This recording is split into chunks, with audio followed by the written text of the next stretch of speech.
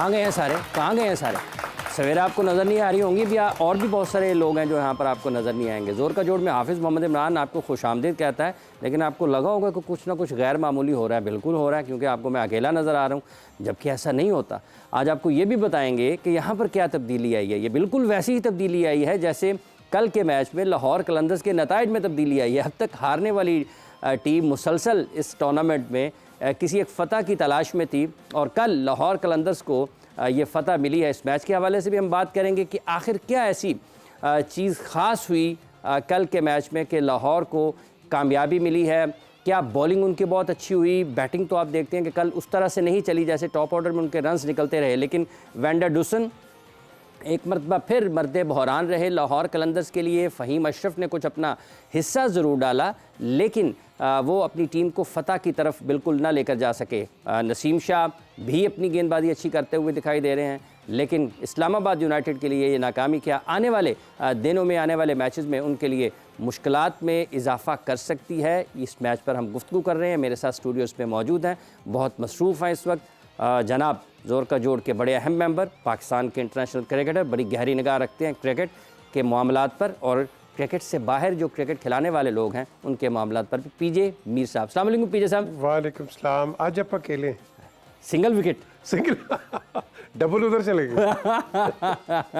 Double उधर है। तो ये भी आपको बताते हैं जी कि कहाँ पर हैं मुश्ताक अहमद साहब और कहाँ हैं सवेरा पाशा साहबा, लेकिन इसके लिए आपको थोड़ा इंतज़ार करना पड़ेगा। एक बिल्कुल हैरान कर देने वाली चीज़ है, जैसे लाहौर कलंदर्स ने कल हैरान किया अपनी कारकर्दगी से। पीजे साहब किस तरह से देखते हैं कल, क्या तब्दीली आपको नज़र आई कलंदर्स के कल के खेल में, जिसकी वजह से उनको इस्लामाबाद, गो के अगर देखा जाए तो रन्स उतने नहीं थे, 200 करके हारने वाली टीम 160-65 के करीब करीब मैच जीत गई?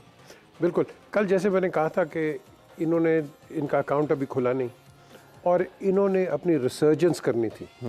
ये मैंने कल कहा था कि इन्होंने रिसर्जेंस करेंगे, because they have to come out. अब ये तो नहीं है कि इतनी गिरी हुई टीम है, ठीक है, इसका बैड रन गया, बैड पैच हुआ, और इस बैड पैच में से ये फाइटिंग बाहर आए हैं। ये नहीं कि इस तरह आए, they actually fought for it, and I thought Hasan Ali was exceptional, you know, 4 for 15 in 4 overs, तो that was a very good performance. लेकिन मुझे डिसअपॉइंटमेंट हुई थोड़ी रायली पे, यू नो, ओवरऑल अगर हम मैच को देखते हैं कि वो उसने वो परफॉर्म नहीं किया। लेकिन at the end of the day I think आप क्रेडिट दें कलंदर्स को, जिस फर्वर, एंथुजियाज़म, जज्बे के साथ शाहीन अफरीदी अपने लड़कों को उसने लेके आया। अब यही शाहीन अफरीदी हमें चाहिए आगे। अब ज़मान की बात कर रहे हैं, हसन अली का आपने जिक्र कर दिया, ज़मान खान की गेंदबाजी। ज़मान तो मैं यही कहूँगा कि आपको इस वक्त चाहिए कि एक एंथुजियाज़म के साथ वापस आओ, अपनी स्पिरिट्स को दोबारा करो।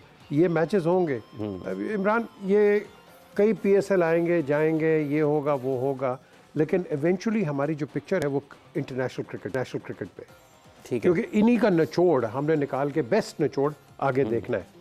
तो यहाँ जब आपने कहा ना कि बाहर, तो अब as a selector and as a coach जो भी इंचार्ज हैं, उनको अब लड़कों को स्लॉटिंग कर देनी चाहिए कि ये इस मरहले पे अच्छा खेलता है, ये इस मरहले पे अच्छा खेलता है, ये यहाँ अच्छी बॉलिंग करता है, ये यहाँ मार खा जाता है, और अगर किसी को 4-5-3 चौके लग जाएं या इस तरह के हिट छिक्के लग जाएं, फिर वहाँ आपने उसका देखना है कि क्या ये उसी लाइन पे आ रहा है या इधर उधर भाग रहा है, क्योंकि बॉलर्स भाग जाते हैं, ठीक है, क्योंकि जब 3 चौके पड़ जाएं किसी को, ठीक अच्छे से अच्छा इधर उधर हो जाता है। तो मैं समझता हूँ कि ये अब कोचेस का काम है आगे कि इसको गेज कर, देखो ना कितने 8-10 दिन रह गए। अच्छा, ये कैचेस विन मैचेस, हम ये तो हर उस मैच में जहाँ पर कैच पकड़े जाते हैं ये बात साबित होती है। कल कैसे जहानात खान ने कैच लिए हैं, पहले पीछे दौड़े, एक हाथ से कैच लिया, फिर अपनी गेंद पर भी कैच लिया, तो ये आपको लगता है कि कल ये भी चीज़ें क्लिक की कलंदर्स के लिए?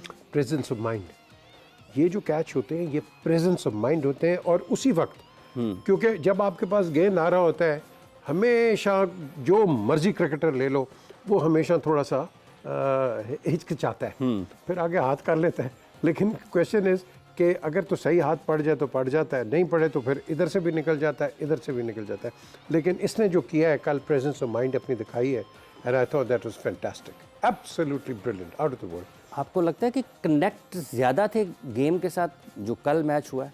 इनको डोज मिला होगा, इनको बिल्कुल डोज आकिब से मिला होगा, और नेचुरली आकिब कोई चीज़ें इजीली नहीं लेता, तो उसको इस डोज के साथ आई थिंक ये लड़के आए हैं। शायद शाहीन अफरीदी ने भी इनको कहा होगा कि भाई डू और डाई। तो आई थॉट स्कोर ठीक है, लो स्कोर्स थे, but at the end of the day low scores के अंदर पता चला है ना किस तरह खेले हैं, क्योंकि वहाँ एक टीम जो बिल्कुल गिरी हुई है और वो कहीं पे पिक्चर में नहीं है, फ्रेम में नहीं है, छोड़ो पिक्चर, फ्रेम में नहीं है, और वो फ्रेम के अंदर आके आपको ये हराती है। I think that's a ट्रेमेंडस achievement. वैसे आज आपको लग कैसा रहा है? एरिया बड़ा हुआ आपका, कोई ये वो आपने सुना होगा ना, कोई नहीं है मुकाबल दूर दूर तक, ना दाएं ना बाएं ना आगे ना पीछे, पीछे साहब अकेले ही घूम फिर रहे हैं। नहीं अच्छा नहीं, मुश्ताक नहीं है आज सवेरा भी नहीं। कैसा लग रहा है आपका? क्या यार लॉन में बैठे हुए हैं, हल्का हल्का अपना देख रहे हैं, अखबार पढ़ रहे हैं साथ में, ये बड़ा बड़ा आपको एक बिल्कुल पुरसुकून।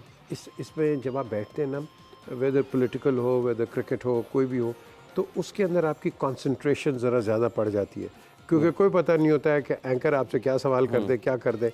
तो ये एक आसान काम नहीं होता बाय द वे, क्योंकि हमेशा आपका जो कॉलीग होता है या इधर होता है वो एक बफरिंग हो जाती है। हाँ। तो यहाँ बफरिंग कोई नहीं है, आपने खुल के इन स्विंगर्स करने, आउट स्विंगर्स करने, खुल के करने हैं। मैच समरी पर भी नज़र डालते हैं कि कल किस तरीके से किसने क्या खेल पेश किया, किसने कितने रन्स किए, कितने विकेटें ली। तो ये सारी चीज़ें भी हम इस वक्त आप अपनी स्क्रीन पर देख सकते हैं, और किस तरीके से लाहौर ने कल किया इस टूर्नामेंट में। गो कि उनके लिए ये मैच जीतना उनको प्ले ऑफ में तो लेकर नहीं जा सकता, लेकिन कम अज़ कम वो एक अच्छे नोट पर पॉइंट्स टेबल के ऊपर ज़रूर ख़त्म कर सकते हैं। आइंदा बरस के लिए बहुत सारी चीज़ें ऐसी होती हैं जब टीम की कारकर्दगी गुजरे हुए बरस में अहम किरदार अदा करती है। तो कल जब पहले बैटिंग की लाहौर कलंदर्स ने 162 रन 7 विकेटों के नुकसान पर इन्होंने किए।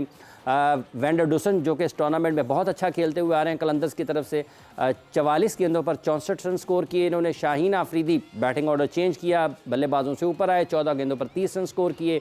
डेविड वीज़ा, ये भी एक बड़ा फ़र्क रहे कल के मैच में, 11 गेंदों पर नॉट आउट 24 रन इन्होंने स्कोर किए। रुमान रईस ने 3 ओवर्स में 19 रन, 2 विकेटें हासिल की। शादाब खान के 3 ओवर्स में 23 रन बने, 1 विकेट हासिल करने में कामयाब रहे।